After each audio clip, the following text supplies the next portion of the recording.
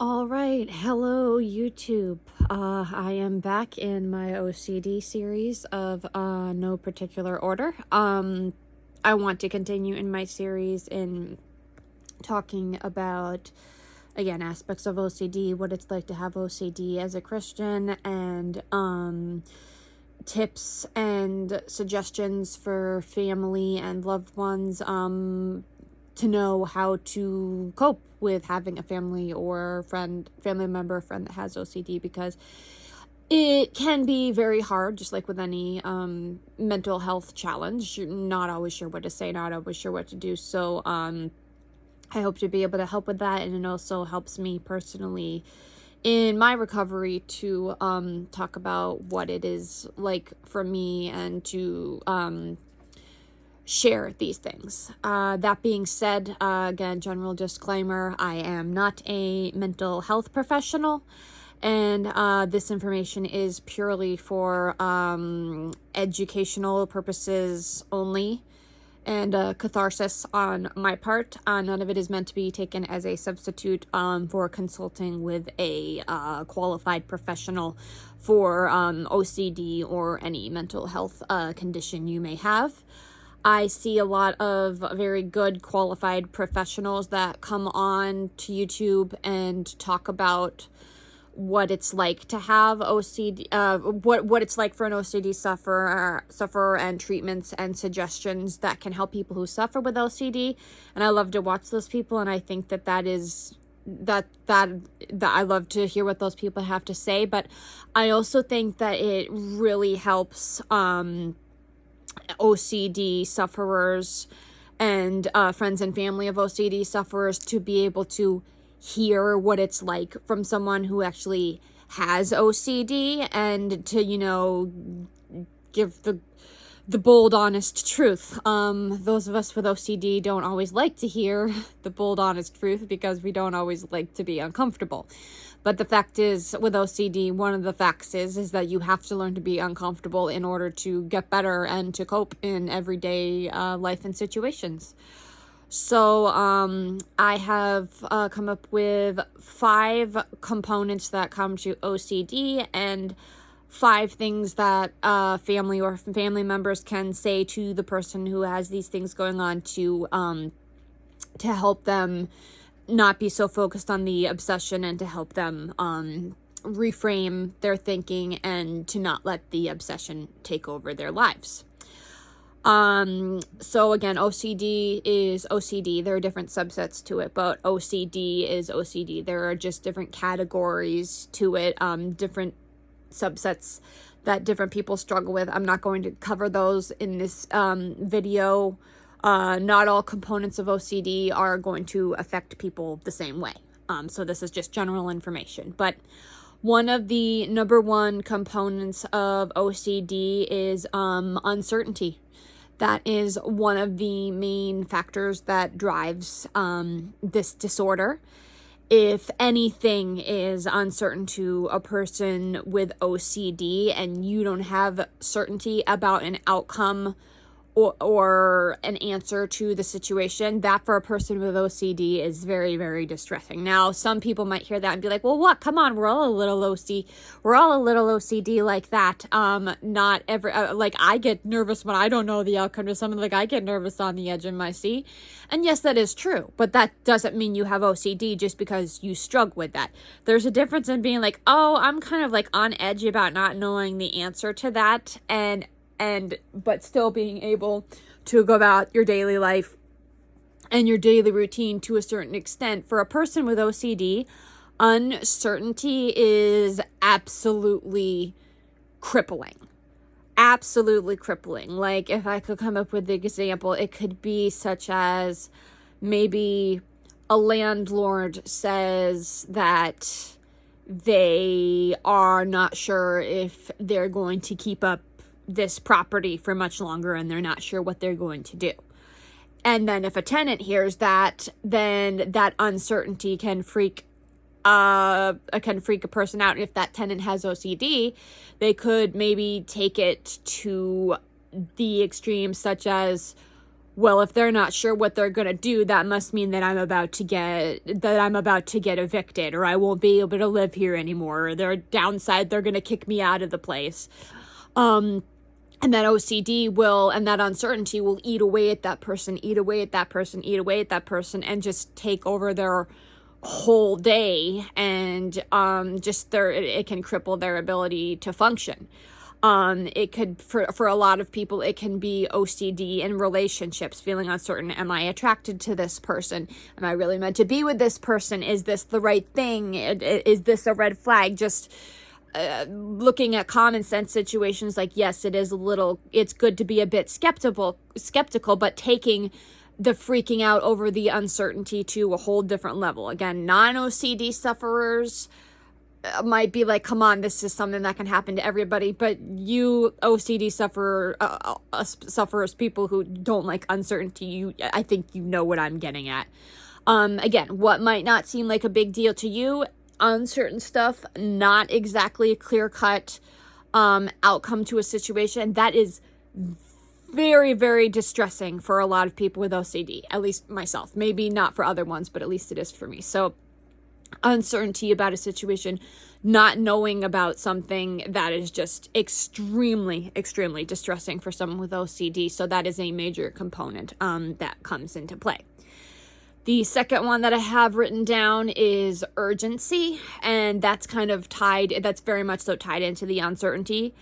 People who have OCD, it feels urgent. The situation absolutely feels urgent. There's something that's present that feels like a threat, and we will not feel better until said threat goes away. I don't like to use the constant stereotype that people have for OCD, but I will use it since this is what a lot of people associate it with. Say that someone has a major fear of germs, major fear of illnesses, major fear of bacteria, then the urgency that they feel in that situation is going to be, I have to wash my hands, I have to wash my hands, I have to wash my hands, I have to take a shower, I have to do this, I have to disinfect, whatever. The urgency that they have in that situation is going to override their entire day, and they're not going to have peace of mind in the situation until that urgency is met. And then that means the danger has passed, and okay, great, I don't have to worry about it anymore. And so again, sense of urgency, and just not feeling that sense of urgency. Basically, with OCD and anxiety that comes into play, it makes it feel like everything is an emergency, and you're not going to feel better and essentially the nervous system and the body goes into fight or flight, and your adrenaline is pumping and everything, and you're ready to fight or flight. As far as you're concerned, this is an emergency. Your body might instinctively know that technically it's not, and the logical part of your brain knows that it's not, but the OCD part is going to override that. It's going to say, no, we have to do something about it now. We have to have an answer now. This is urgent. We have to settle this now. That goes very much so that's a response to the uncertainty. We're uncertain about something. This is urgent. We have to fix this now. We have to resolve this now. A third one, and this is a very common one, is guilt. A lot of people with OCD struggle with guilt. Not all of them. It can happen to people who struggle with scrupulosity OCD, which is struggling with religious and things related to sin. That's more for people who are in religious faith-based circles, feeling guilty. I must be a bad person because I had this thought. I must have sinned, or I shouldn't have. It's wrong for me to be feeling this way. And so that's another thing that drives OCD for a lot of people is guilt. Guilty for feeling a certain way. Say that, I'm trying to think of let's say that a thought crosses someone's mind that, you know what, I don't have the money to buy that book from the bookstore. I wish that I could just go in and steal it. or like maybe I'll just go in and steal it. And more than likely 9 times out of 10 you're not going to act on that thought, and you'll just be like, where did that come from, and just let it go. But for people with OCD, having certain thoughts like that come to mind, or other thoughts that just don't feel right, that feel wrong, there's going to be a sense of guilt that comes with that. And if you're a Christian like myself, struggling with this particular subset, you can feel guilty and feel worried that, oh, you're sinning, that this is a sin, this is wrong. Just feeling guilty for feeling certain things. The fourth one kind of goes with the third one, is confession.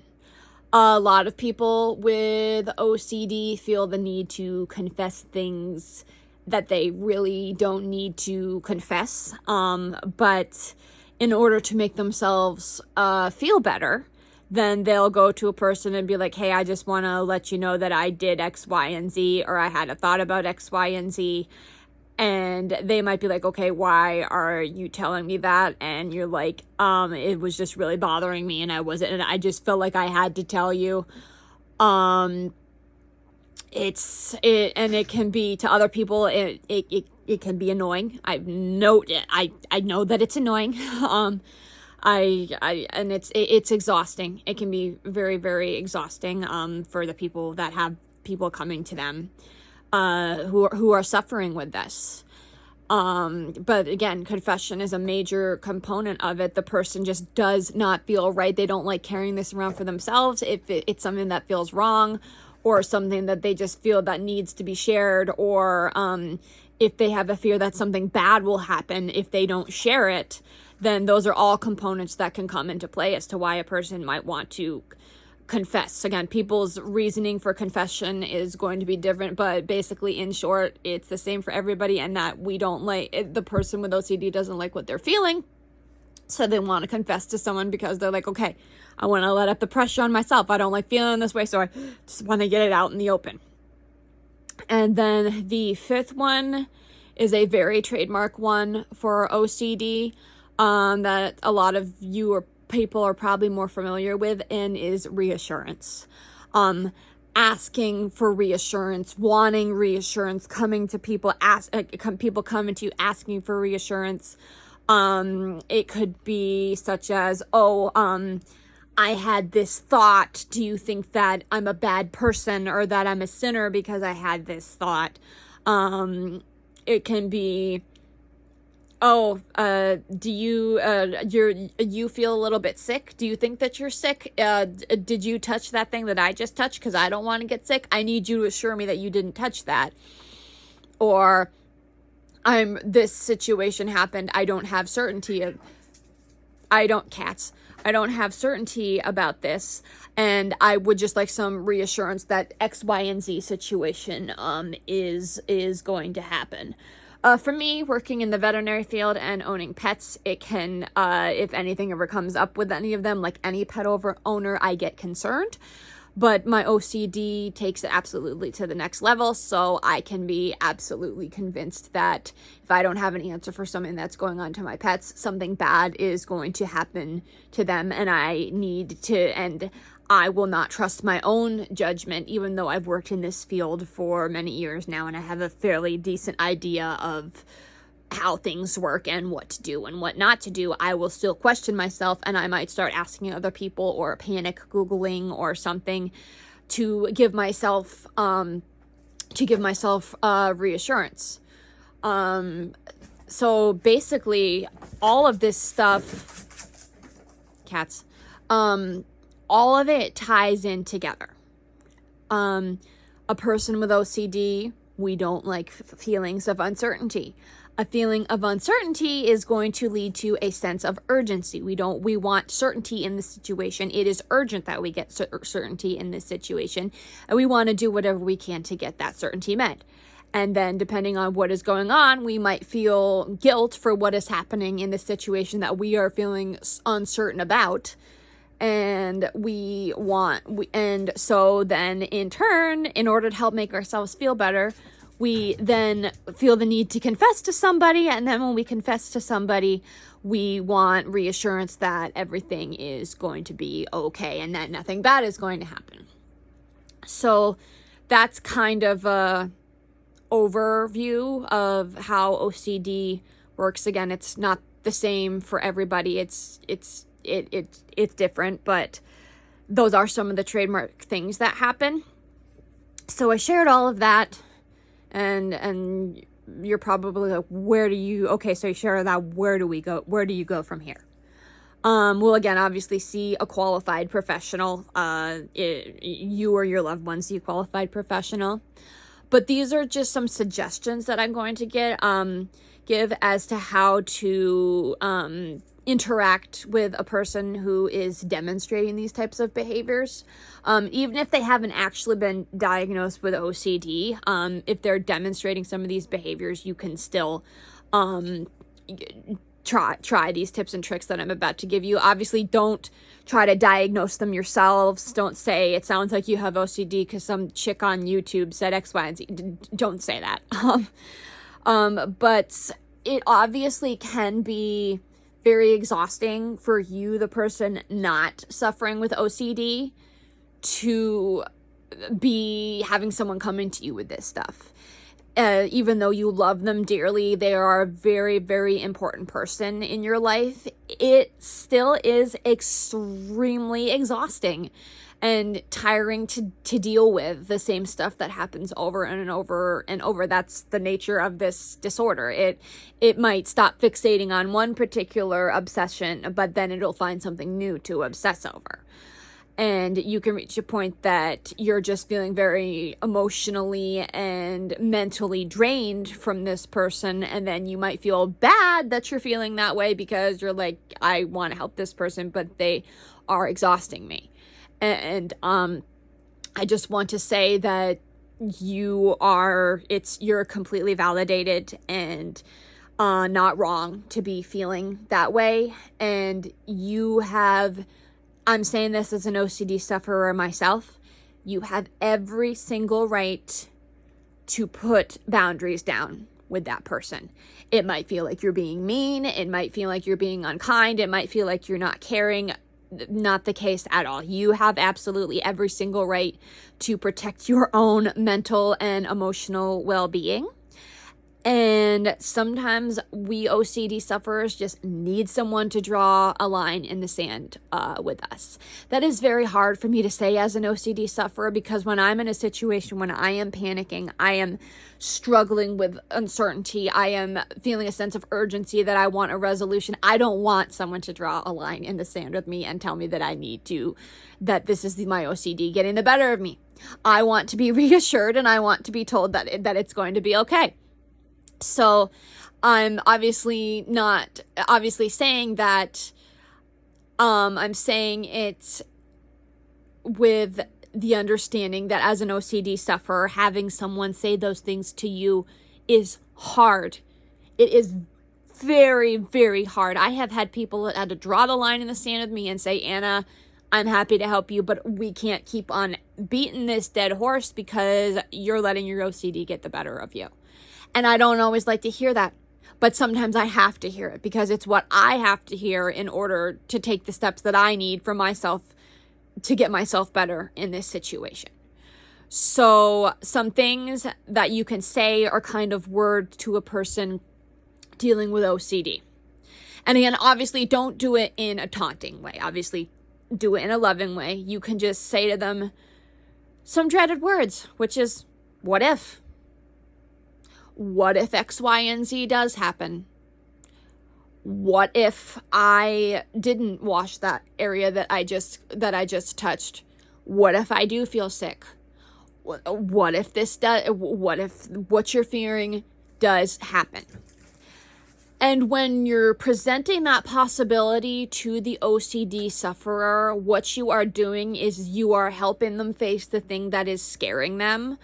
What is giving them anxiety, what is giving them the sense of uncertainty that they don't like. You're helping them in a very gentle way look at the situation and look at the worst possible thing that could happen, and helping them to see, okay, well, if X, Y, and Z does happen, think what'll happen, and helping them to understand, oh, when I look at that way, it doesn't sound that scary.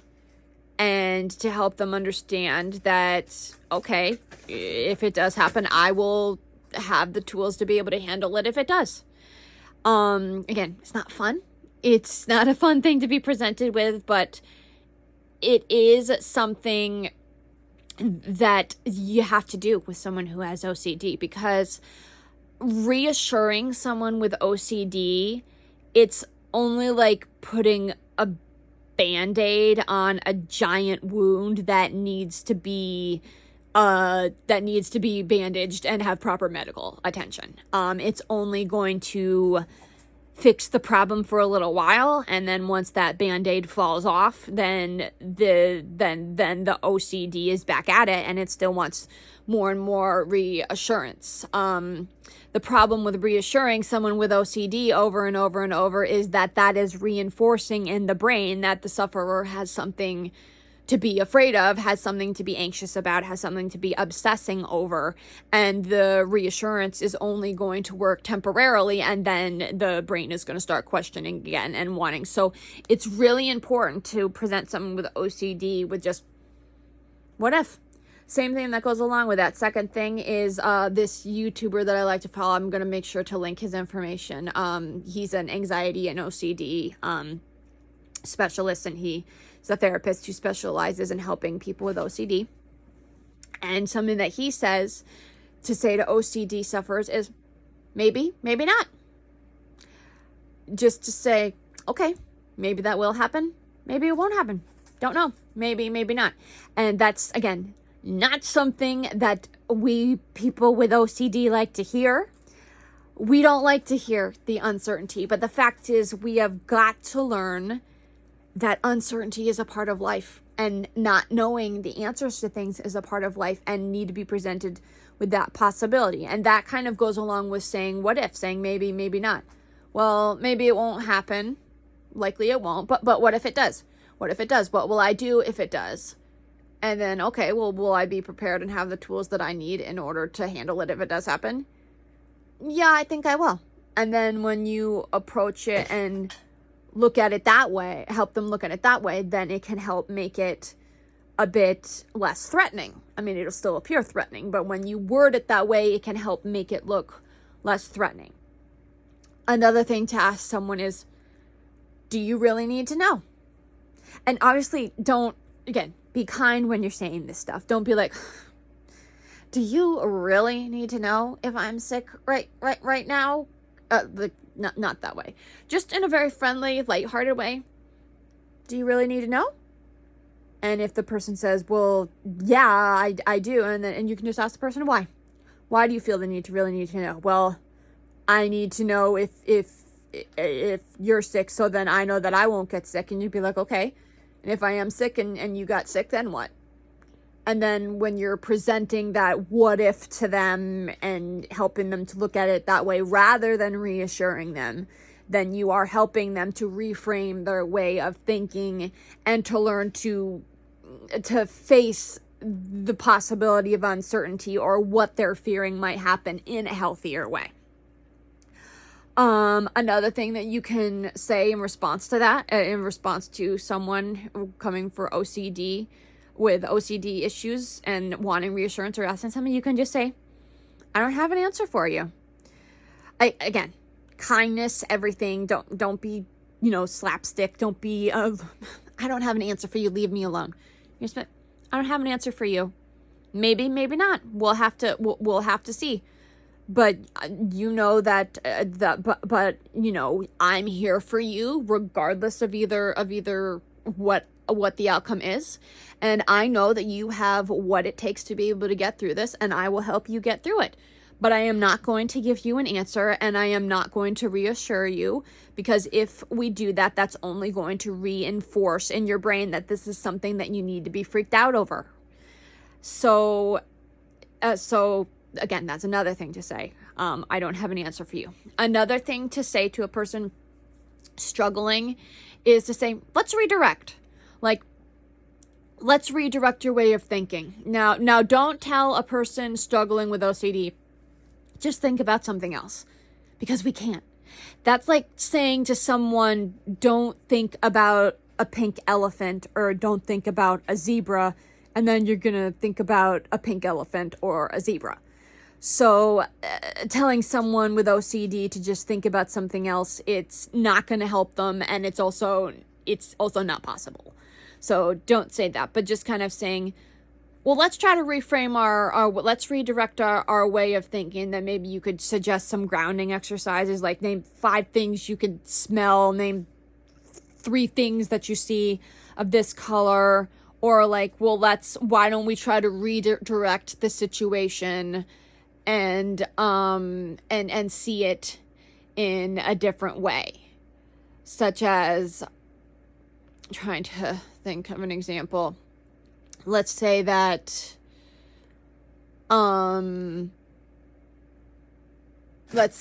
someone is interested in somebody, and you were talking with the person and showing them that you were interested, but you're not sure if they were really interested, and then you walked away feeling like they think that you are strange or weird, or they don't like you, and you're just, why even try? And then you might go and talk to someone about that, and someone could say, well, what if we redirect your way of thinking, such as, well, why don't you just think that maybe you don't know what that person was thinking, and that's just how they are, or you don't know what people think about you. Don't put presumptions on what other people think about you. Don't put words in other people's heads. This is all just an example. I may or may not be speaking off of personal struggle or experience. May or may not be. But a way to approach that is to, again, just help get the person to redirect onto something else. Either reframe their thinking around the situation or find a way to redirect their attention onto something else. Doesn't mean the OCD is going to go away. It doesn't mean the intrusive thoughts are going to go away. It doesn't mean the uncomfortable feelings are going to go away. But by doing this, it helps redirect the brain to other things and to not be so focused on the OCD task at hand, if you will. That's basically all I have for this point in the series. I hope that this information was helpful. I will link information in the description for some of the OCD information that I gave in this video. And thank you, and God bless.